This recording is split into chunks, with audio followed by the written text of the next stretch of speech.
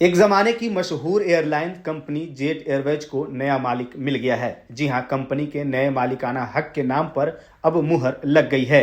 दरअसल आज यानी कि मंगलवार के दिन नेशनल कंपनी लॉ ट्रिब्यूनल ने जेट एयरवेज की कंट्रोलरशिप जालान कलरॉक को ट्रांसफर करने का फैसला लिया है। नमस्कार, इन खबर देख रहे हैं आप और मैं हूं आपके साथ जानिसार खान। आपको बता दें कि इस पूरी प्रक्रिया को करीब 90 दिन की समय सीमा में तय करने के लिए कहा गया है। एक मीडिया रिपोर्ट के मुताबिक नेशनल कंपनी लॉ ट्रिब्यूनल ने जनवरी 2023 में ऑनरशिप ट्रांसफर की मंजूरी दे दी थी।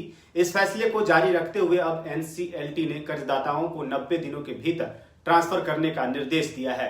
गौरतलब हो कि जब एनसीएलटी ने जनवरी महीने में स्वामित्व हस्तांतरण को मंजूरी दे दी थी, तो अगले महीने फरवरी में जेट एयरवेज के ऋणदाताओं ने एनसीएलटी के आदेश के खिलाफ अपीलीय न्यायाधिकरण का दरवाजा खटखटाया था।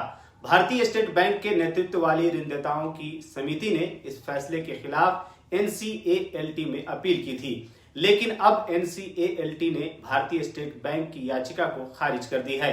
ट्रिब्यूनल ने 35 करोड़ रुपए की पहली किस्त के भुगतान के लिए निगरानी समिति के पास रखी 150 करोड़ रुपए की परफॉर्मेंस बैंक गारंटी से समायोजन की अनुमति दी है।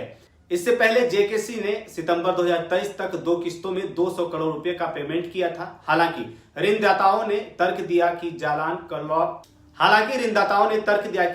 कलरॉक ने हवाई अड्डे के बकाया के भुगतान से लेकर पहली किस्त के भुगतान तक समाधान योजना की शर्तों का पालन नहीं किया। आपको बता दें कि जेट एयरवेज की शुरुआत नरेश गोयल ने की थी। 90 के दशक में शुरू की गई jet Airways India aviation company कुछ ही सालों में सबसे बड़ी खिलाड़ी बन गई थी। यानी कुछ ही सालों में इस कंपनी ने बड़ी एयरलाइंस कंपनी के बीच जगह बना ली थी। बाद में इस कंपनी के पास कुल 120 विमान हो गए, लेकिन धीरे धीरे कंपनी पर कर्ज का बोझ बढ़ने लगा और इस तरह कंपनी दिवालिया हो गई, जिसके बाद 17 अप्रैल 2019 को कंपनी पर ताला लगाना पड़ा। कंपनी की वित्तीय स्थिति को देखते हुए सभी विमानों का संचालन बंद कर दिया गया था, लेकिन अब उम्मीद है कि जल्द ही जेट एयरवेज के प्लेन एयरपोर्ट पर उड़ान भरने के लिए दिखाई देंगी। फिलहाल इस खबर में इतना ही। बाकी तमाम खबरों के लिए आप बने रहिए इन खबर के साथ।